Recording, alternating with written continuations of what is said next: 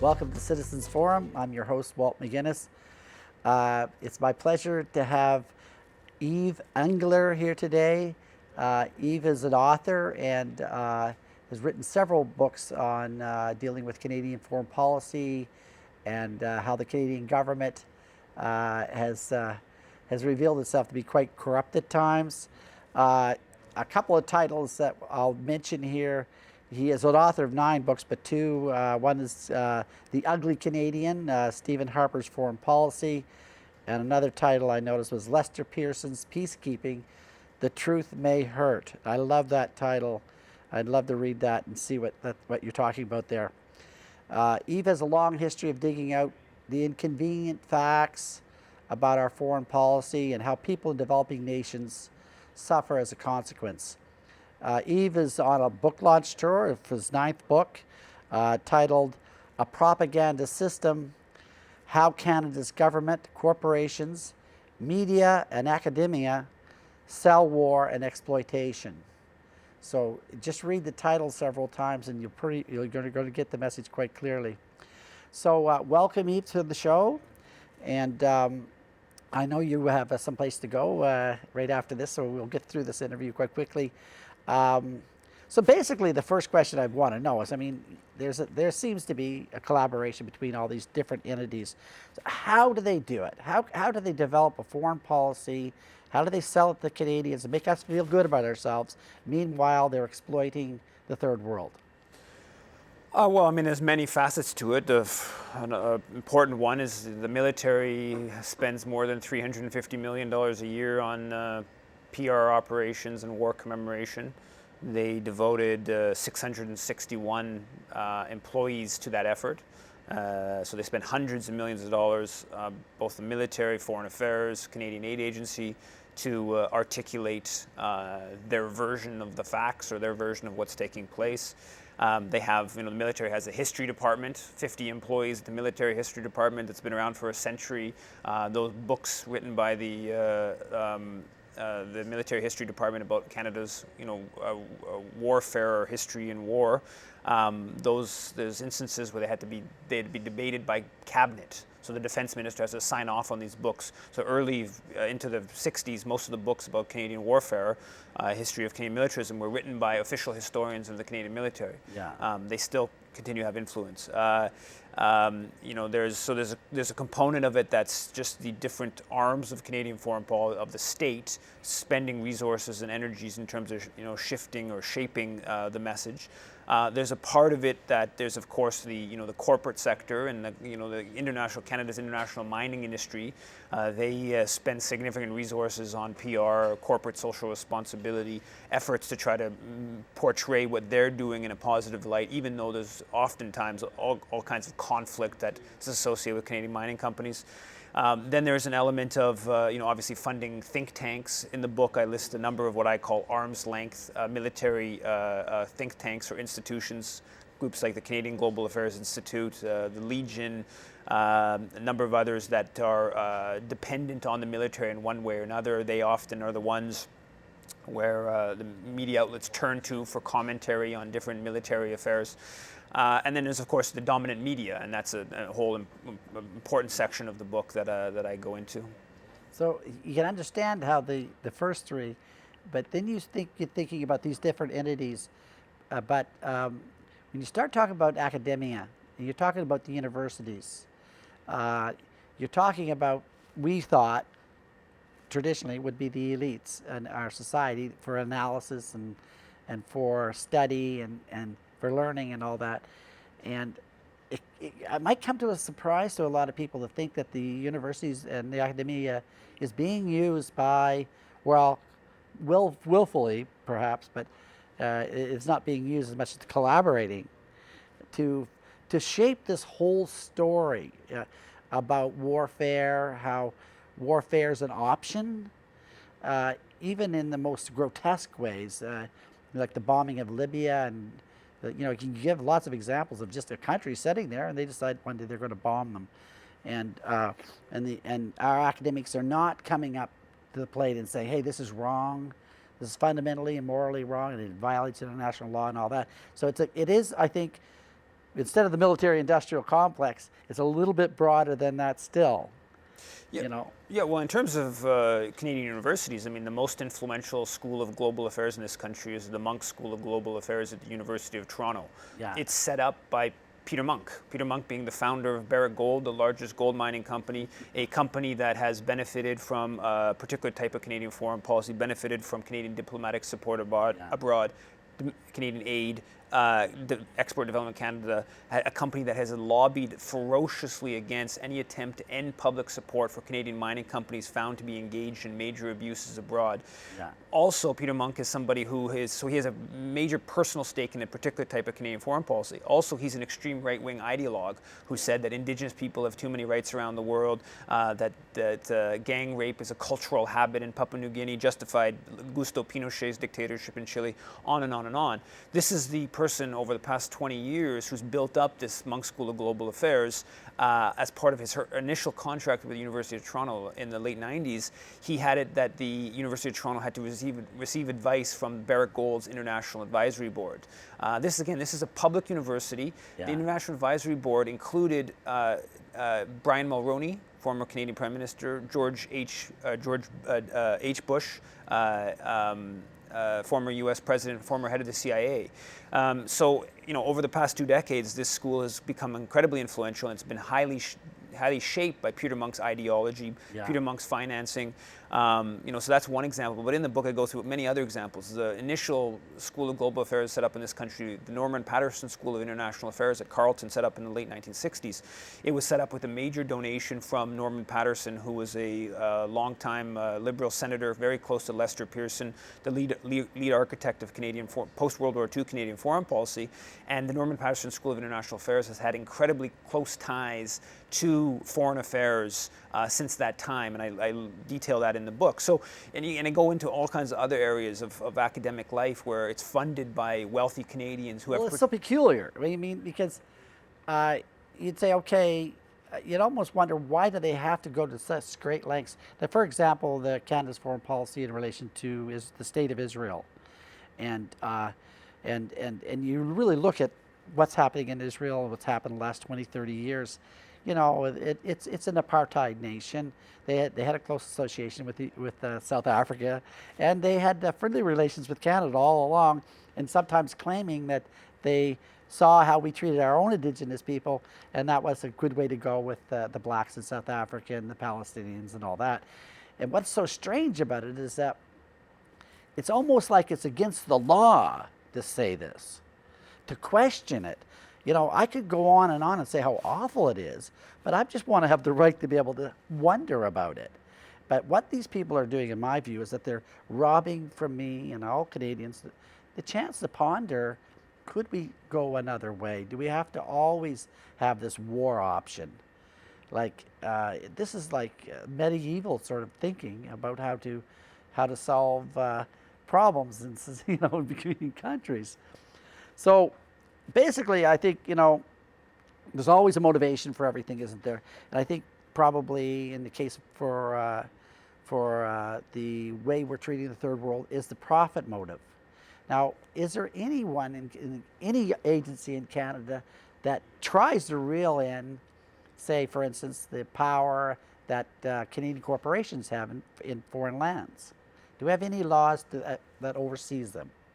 No. I mean, that's one of the battles around the mining sector. Canada's biggest global mining industry, and dominates in Africa, Latin America, elsewhere. Yeah. And one of the battles that has been put forward by a mining solidarity activist is the ability to end public support for Canadian mining companies found to be engaged in major abuses abroad. Right now, there's no mechanism to end the public support for companies that are doing dubious things elsewhere. So that's one thing that's being pushed. Another thing is for them to be able to be sued in Canadian courts like it's allowed in the U.S. Yeah. So there's specific requests. The forces that are pushing back against Canada's global push for enhancing the profit motive for Canadian corporations are these very small solidarity groups, social movement organizations that are challenging elements, and they of course have a barely any resources to do so next to the immense resources of the mining sector, immense resources of corporate Canada more generally. So it's not hard to project. I mean, we're talking about Canada's relationship with the developing world or the third world, and how all the injustices that go with that. And I find, that militarism is always mixed up in that. There's always a threat of militarism, or intervention, or destabilization, or something's always available as Canadian government uses for an option in their foreign policies. And it seems that the countries that we're dealing with, say through NAFTA and through these trade agreements, are would you think they're even more vulnerable now than they have been before with these new trade agreements? Yeah, I mean, the point of something like the Foreign Investment Promotion Protection Agreements that Canada is signing, he signed with more than 10 African countries over the past decade. This is to give Canadian companies, primarily mining companies, the ability to sue local governments in international tribunal for lost profits, to have a court system that supersedes the nation-state court system to further pursue their interests, as if they don't already have enough options within the current court system to pursue their interests. They need one more, and it's about giving Canadian companies greater leverage to enhance their interests. And so that's the whole project of what when they call it globalization. What they really mean is just giving more power to multinational corporations, and Canadian corporations, particularly in the mining sector, are really at the forefront of that process. Are these mining companies? Is this sort of like a flag of convenience that a lot of international interests, and they decide they're going to register in Canada because it seems to be a good place to be? Is that how it goes? Partly, it's partly that. Partly, there's instances where Canadian Toronto Stock Exchange listed companies are operating in the Congo, and the whole leadership of the company is really based in Belgium. But it's partly because the Canadian Stock Exchanges are very permissive with what they allow, and don't demand companies report that much. So when they're in companies responsible for some major social abuse, if it's not going to have a direct impact on their bottom line, they don't have to report it. Unlike in the Toronto or New York Stock Exchange, which is a little bit less permissive on that front. And then there's many other reasons for why companies list in Canada, but also it's Canadian capital is also right at the center of the global mining industry. It's, beyond just the flag of convenience element. And it's partly because there is no rules to restrict what they do abroad, right? It's because they can't be sued in Canadian courts. Now, how about this? Now, we got this new government in Canada, Liberal government. They're going to save us from a lot of bad things, apparently. And I know when we had Harper, and we all know that we were hitting new lows every month. Something bad was happening. And now we have Justin Trudeau. Do you think, is there any chance some things might change now that we have a Liberal government instead of Harper? I think there's been some slight improvements on foreign policy. I'm talking about specifically some slight improvements. Certainly at the rhetorical level, they're less bombastic with their rhetoric.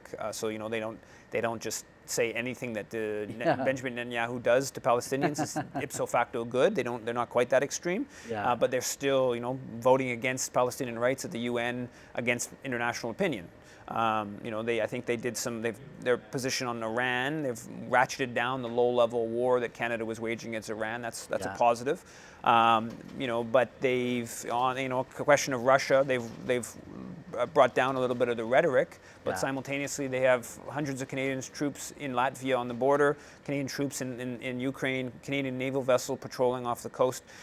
So big picture, there's some slight improvements. But I think that it's much more fundamental than just the individual in the office, and that's where we need social movements and those politically engaged citizens to challenge the direction of Canadian foreign policy. Particularly when you see this integration of the military and the government and industry and academia, it's so institutionalized. The bias is so institutionalized that the battle is a huge battle up against us. Anyway. The book is called The Propaganda System by Eve Engler. I recommend go out and get this book and read it and get a little bit of education. It's always a pleasure to talk to you, Eve, and we'll look forward to seeing you again, perhaps when you have another book to show us. Thank you. So that concludes this segment of Citizens Forum. Welcome back to Citizens Forum. I'm your host, Walt McGinnis. I have with me today Monica Nelson. Monica is a citizen living here in Victoria, I presume, and she's written an article in the Island Catholic News about the devastating environmental, social, and economic effects of Site C Dam, and looking at all the different problems that are going to be arising out of this project. So welcome to the show, Monica. Thank you. So I think we could start out with, there's a lot of issues to discuss here, but one thing that isn't discussed that much is the effects of the microclimate in the Peace River Valley. And how do you think that's going to be affected, if at all, by this project? The special thing about this part of the valley that's going to be impacted, and it's something that a lot of people, and I grew up there, a lot of people who aren't even aware of the microclimate that is there. They just know that the food production, when it was allowed to take place, as opposed to being in more forage for animals, was mammoth. My mom, because there's several generations who've lived there, and Mom remembers the cornfields that were so high, buying gigantic produce. They can grow watermelon there, things, cantaloupes, things that you wouldn't expect to be having in a northern climate because it's a microclimate. Now, what creates that microclimate? A microclimate is a combination of things. So first of all, you're dealing with, for one thing, this particular spot, Class 1 alluvial soils. This is like Fraser Valley or better in spots. Yeah. This is very highly productive soils. Yeah. And I'm going to read a section here. It's okay. In this particular part of the Peace River, and generally for the length of it, we have a largely east-west orientation, which means that you get more sun. That's very important. So you've got longer growing time, and in this one little pocket, you're somewhat protected, and longer growing days. You've got some of the best farmland in BC, and in this one particular area, you've also got lower wind speeds, excellent spring moisture, and a longer frost-free period in this little pocket, not the whole Peace River Valley area, but in this one particular section that we're also, really upset about. And the crop yield will go up as you go from the south to the north. It's actually kind of unique in terms of food production. I can give you some examples here. Larry Peterson, who ran a successful market garden there in the 70s and 80s, he would get, for example, 13.6 tons per acre for potatoes, compared with the average yield in the lower Fraser Valley of only 10.2 tons per acre. Now that kind of throws people's mind around, because we think of the Fraser Valley being the main food production area for the province, so rich, as opposed to the north. But it's in this little area, the microclimate aspect, which is so significant. And various people, agricultural experts such as Wendy Holm and a soil scientist, Evelyn Walterson, have said there's a potential for feeding up to 1 million people. Now, people will say, oh, 1 million, are you crazy? But realistically, if you were to spread it out in all the areas there, that's a possibility. But say it was only 500,000. Yeah. 500,000, that is a lot of people in the north.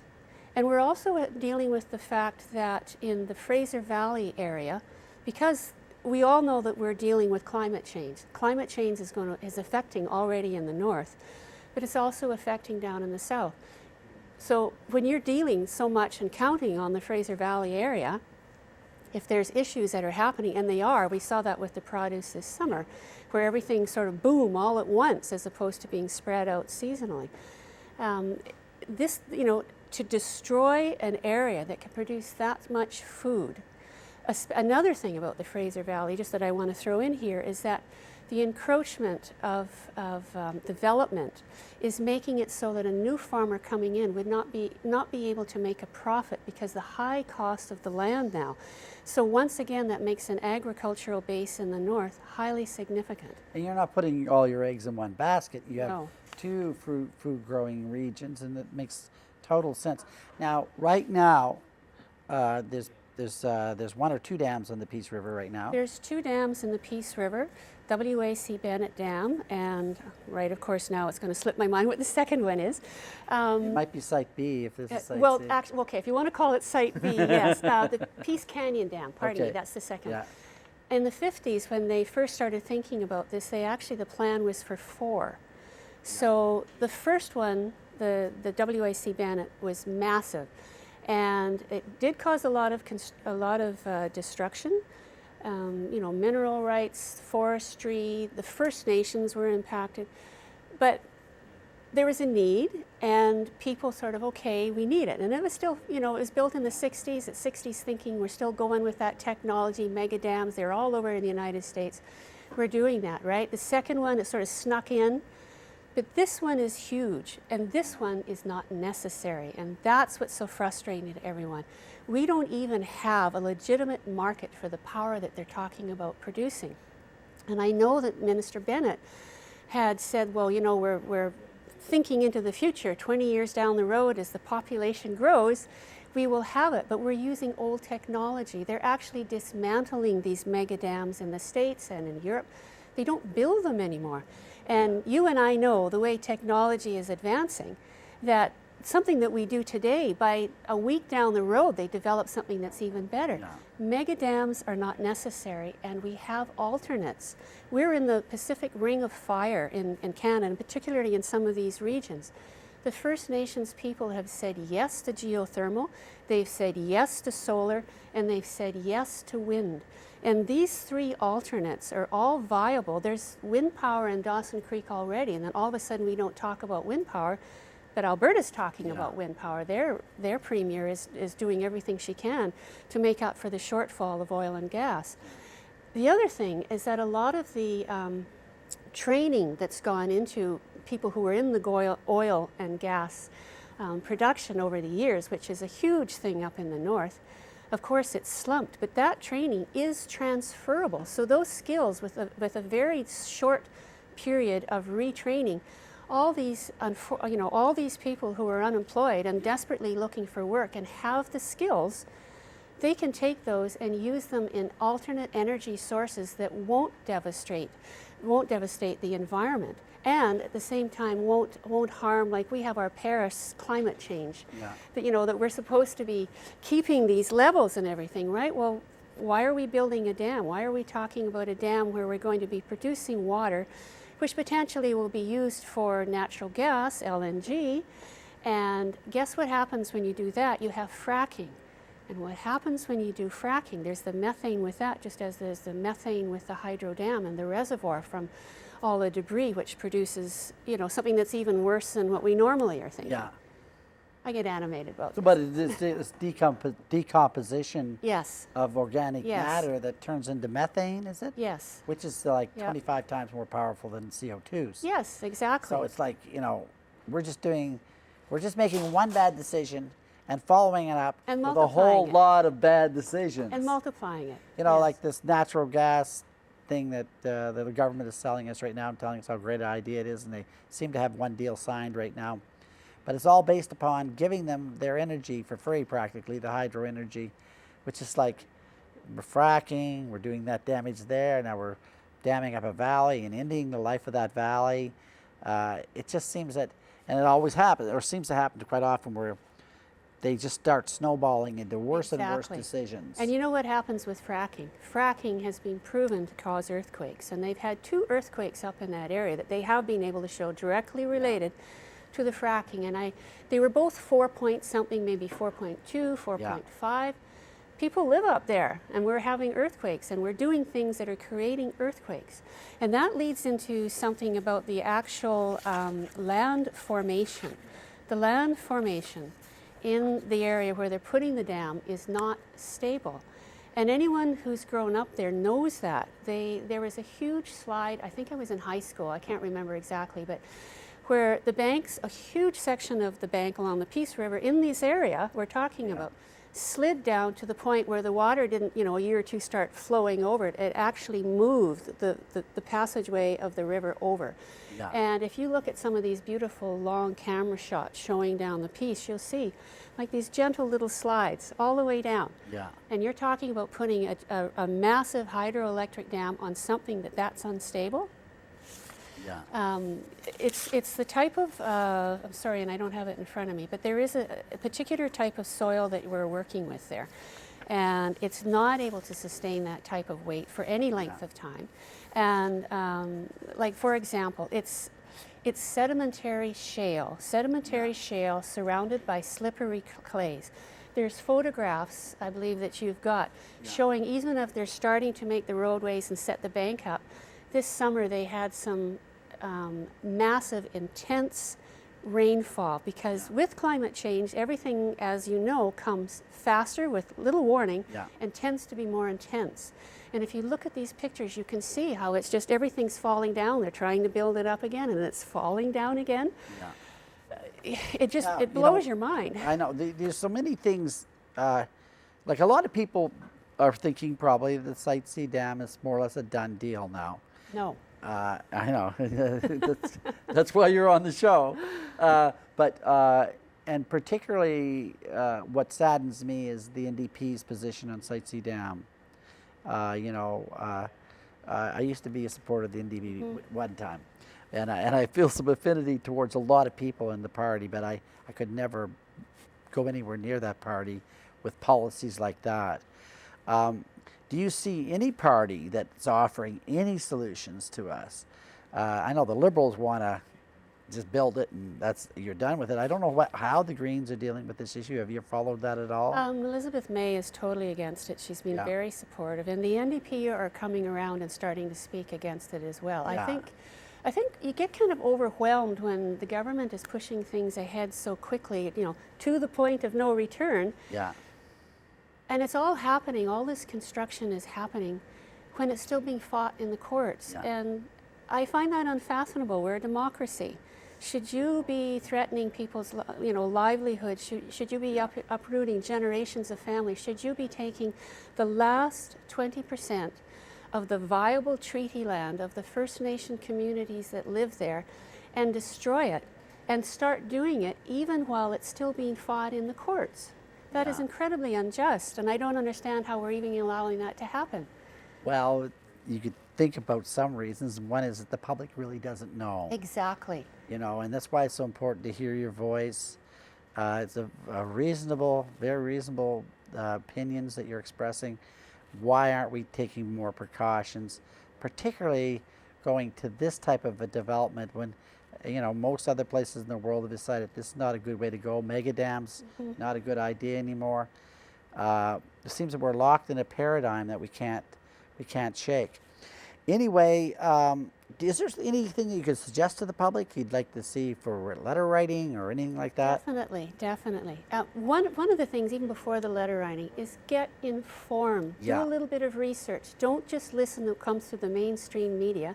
Yes, there's some good articles, Huffington Post and CBC at different times, but do some research. Don't just take what people hand you like pablum. Sorry, but we really have to start doing our own investigations, because I've done a little bit of research and I can't believe some of the things that I'm finding out. This is so true. And it's all out there. We have to do that. And then the next thing, yes, I would do a carbon copy or a CC if you're doing emails to our Premier, because just to go to our Premier is not the right way to go. But if you go to the federal government, if the Environment Minister, First Nations, if you go to Trudeau and say, look, we don't want this. Because the federal government has the possibility of putting a hold on things simply by not issuing the federal permits, because there's the fisheries permits and there's also the First Nations aspect. So this is a viable treaty that we're breaking. There's more permits and more regulations that have to still be met. Yes, definitely. That's very, very important for the public to know that there are still some hoops that they still might not be able to jump through. I think, may I just say something here that I think is important to know? It's not an us and them situation. It's not saying no to the dam, no to people being employed. I know people on both sides of the fence. People have mortgages, they have children. They're working there because they have to work, right? And yet there's these alternates. If you put $5 billion instead of $10 billion in some of these renewable energy things, people would be working. So it's not that we're against that, and that's very important to know. And also, again, is the letter writing.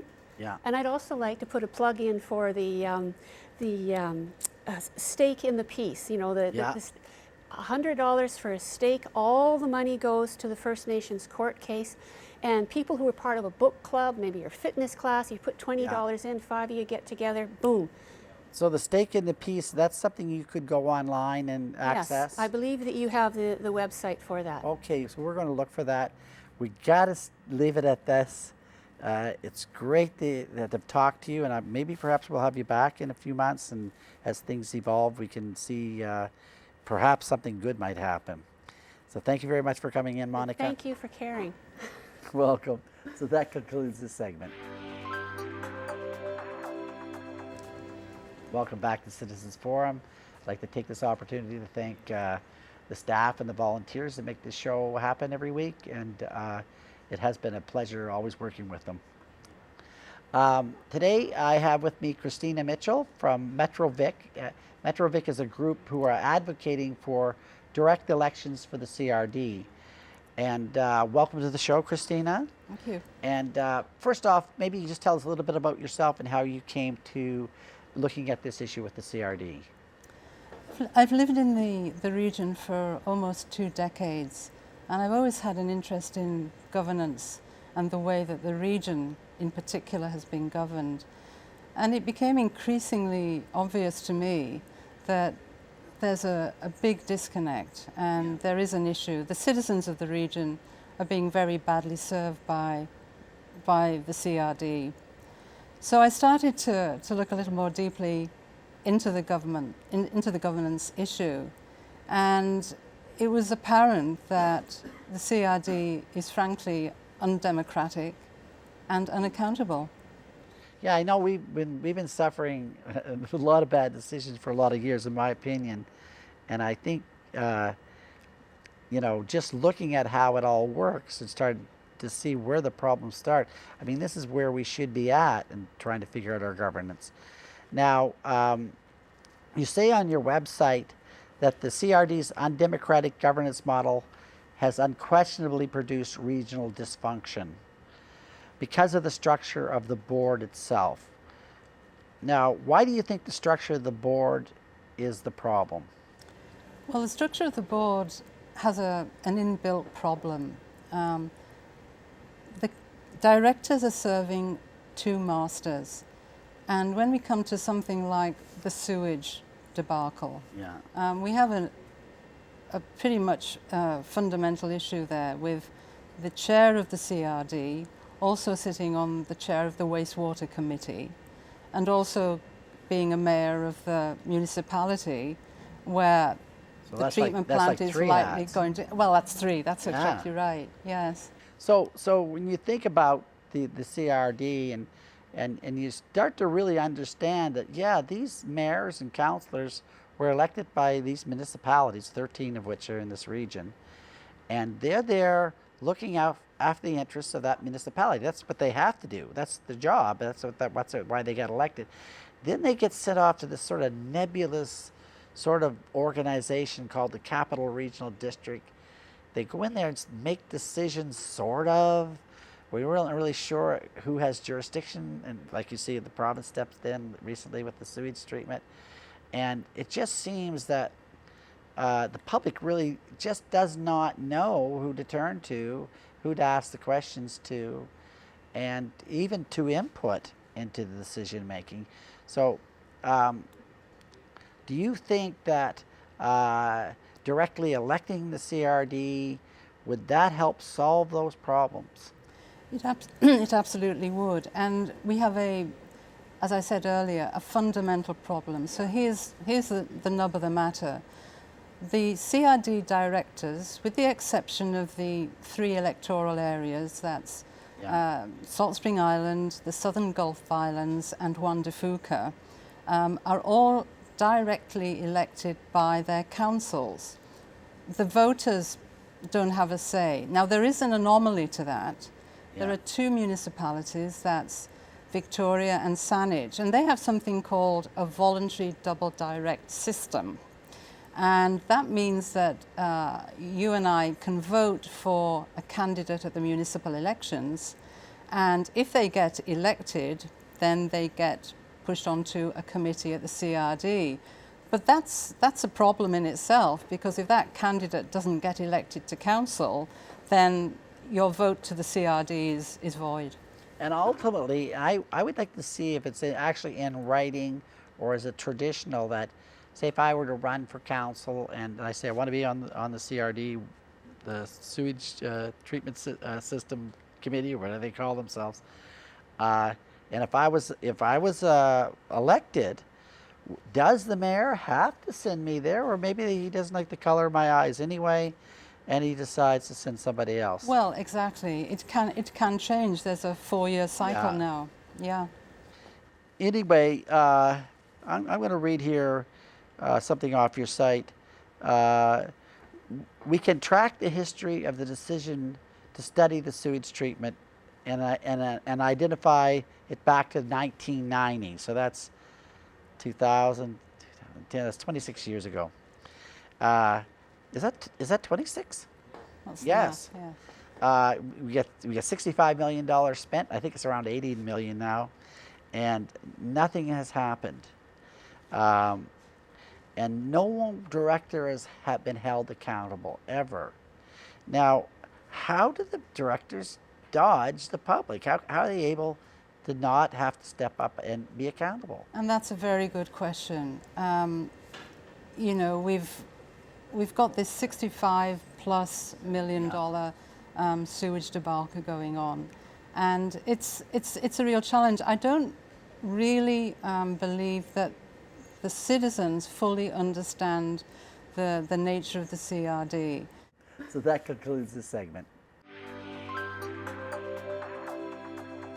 So welcome back to Citizens Forum. We have our good friend Brian Birchall here again today, and we're going to continue talking about the events around the sewage treatment, proposed sewage treatment system that they want to put here in Victoria. And Brian is with a group called Arrest. And just to start out with, why don't you just outline to us what Arrest stands for and what your formed opinion is about sewage treatment here in Victoria? Arrest stands for the Association for Responsible and Environmentally Sustainable Sewage Treatment. So I'd like to point out it's for treatment. One of the things the media likes to smear us by saying we're anti-treatment, which is total nonsense. And what Arrest has been doing for years is trying to inform the public and politicians of the facts and the evidence that the scientists, the marine scientists, the public health officers, engineers have and know and give to us. We're trying to forward that to the public to inform people. Yeah. And the basis of it is that the system that we have treats our sewage so well that the professional opinion of these professionals is that no alternative has been presented that they think is superior to what we currently have. That's so important to note. That's including our own federal government scientists. That's correct. Quite correct. Federal government scientists, they just did a study in 2014. They presented to UVic just last fall, a year ago, that showed that if the regulations were implemented in Victoria, the change in the impact on the straits would be negligible, was their word, right in their report, a negligible change in the impact of the straits. Okay, in that light, that's just in that light, if we really, at least for most people, should be wondering whether or not we should be building any sewage treatment plant. That should be right high in their mind. Well, first of all, our position is not to say don't build one. Yeah. What we're saying is follow the guidelines for the federal regulations, which call for assessments, cost-benefit analysis, environmental assessments, and compare whatever is proposed. What would be the total impact of the costs and the benefits compared to what we currently have? So we're not saying that we've got the best and there's nothing better. We're just saying do a proper comparison to make sure that to justify that whatever you're going to spend is actually going to give us something for that dollar. So in your opinion, that hasn't happened? Well, the opinion of the experts is that they certainly are, and David Anderson and marine scientists are saying that.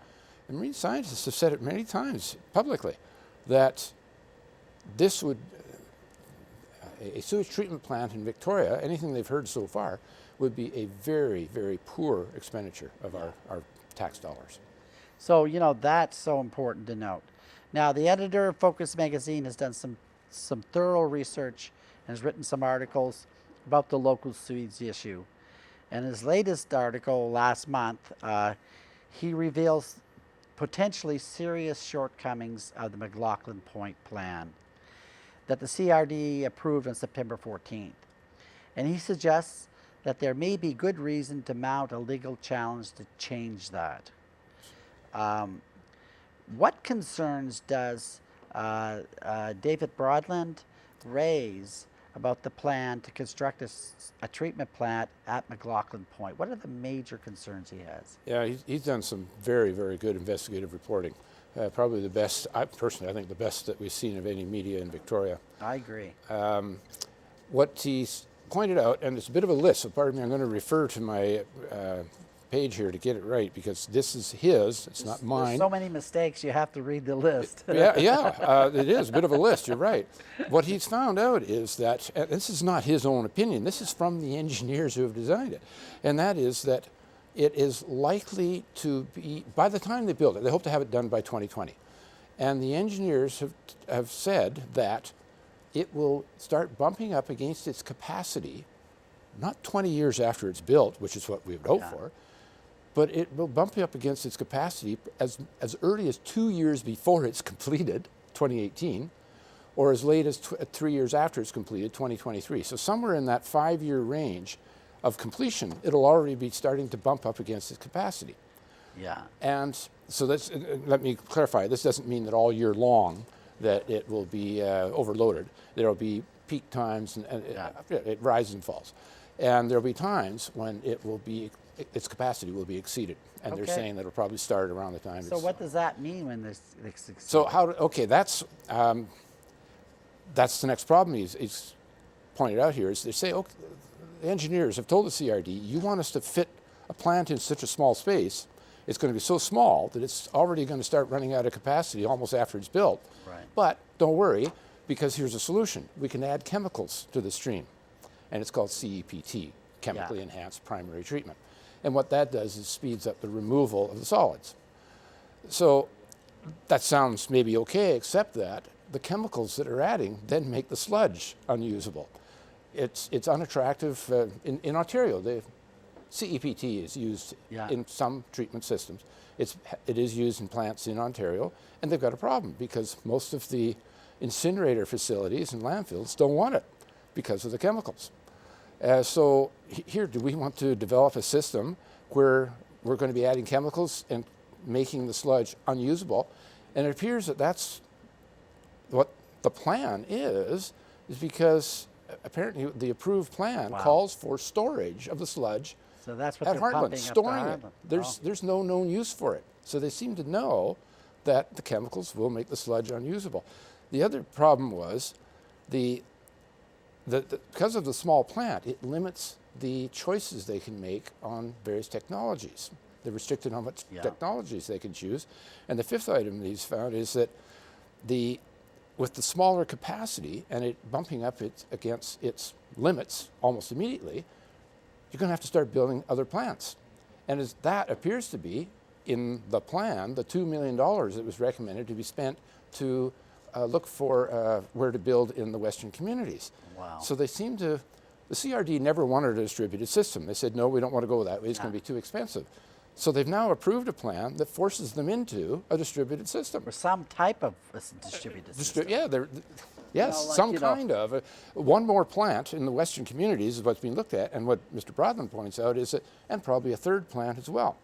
Yeah. And therefore, this cheaper solution, that's what the McLaughlin Point plan has been sold as to us, is, well, it's cheaper. We've managed to make it cheaper. Well, people alarm bells should have gone off right away. How did you do that? As time progresses, we're being told, if we keep delaying, it's going to get more expensive. So now here it's been delayed, and we're told, oh, it's now going to be cheaper. Well, it turns out, yes, it may be cheaper now, but there's going to be hundreds of millions more later on other plants. Well, a lot of this is new information that I've just been made aware of. And that's his point. The public has not been made aware we of this. haven't been told about this. Now, was the CRD aware of these issues when they approved the building of the plant at McLaughlin Point on September 14th? Were they up to speed on all these different points? It seems that some were, according to Mr. Broadland. There was staff who knew, because in 2013, staff had received a report from the engineers and that this plant would be undersized.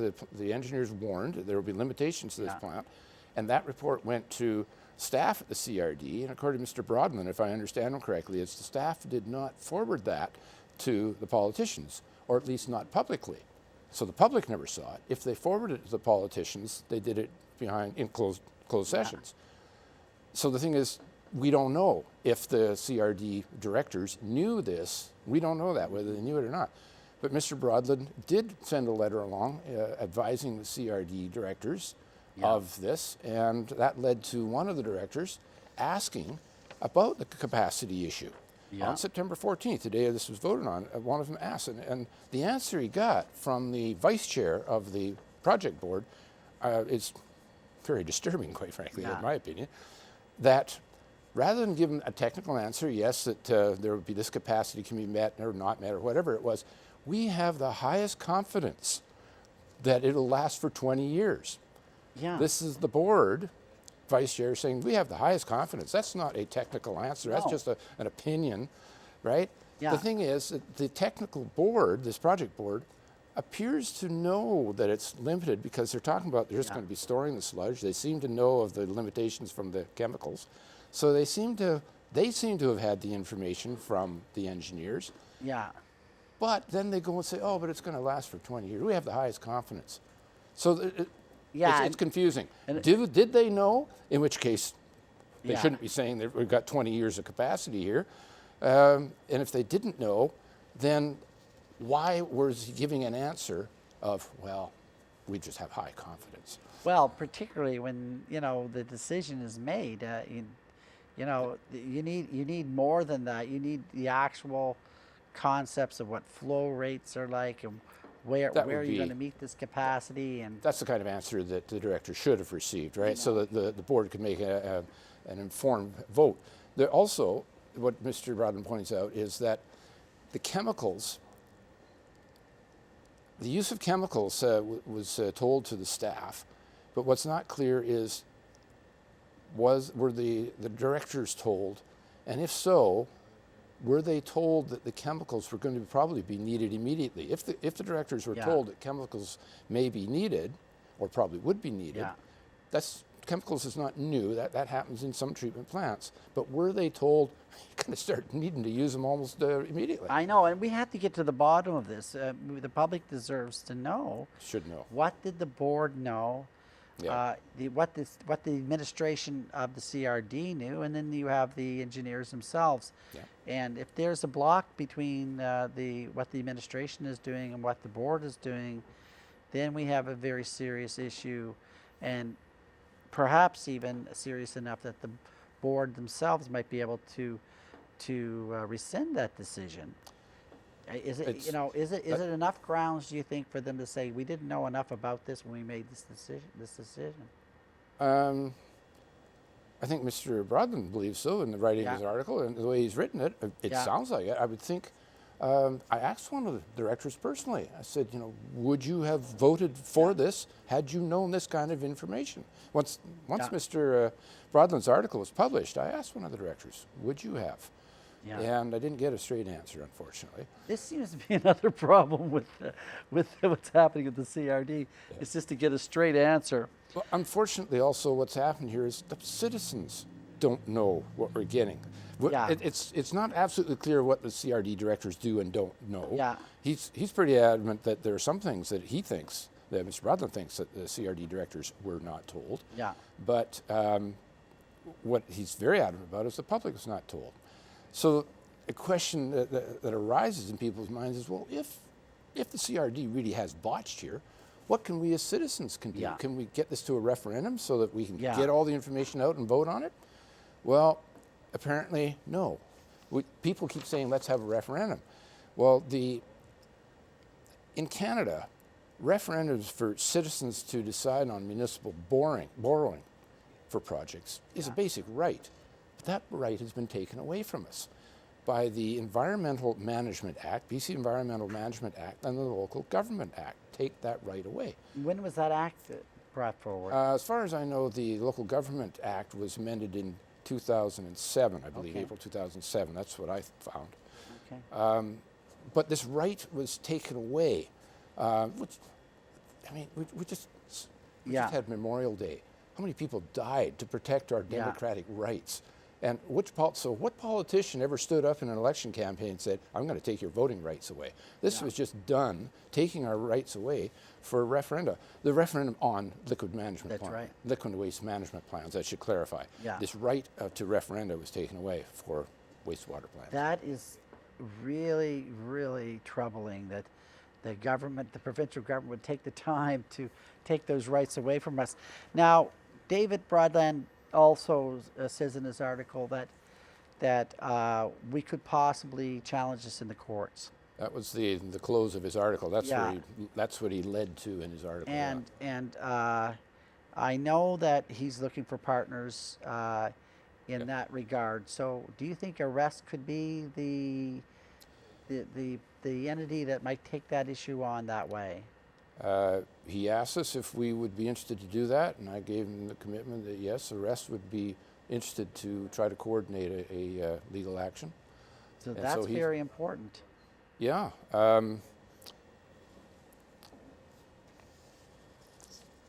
He's actually talked to a lawyer in town about this too.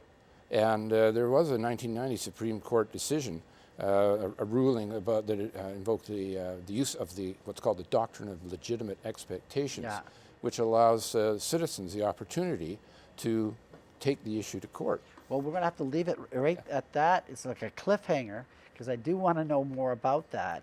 So you're never going to escape us. You're going to have to come back and tell us all about that. And, you know, let's stay on this story, Brian. You do fantastic work. It's really much appreciated. Well, kudos to Mr. Broadland. This is an incredible I read that article, and I pass it around. Everybody that's listening, and congratulated them because it was so good. Okay, well, thank you so much, folks, for watching this show, this week's show, and we'll see you next week.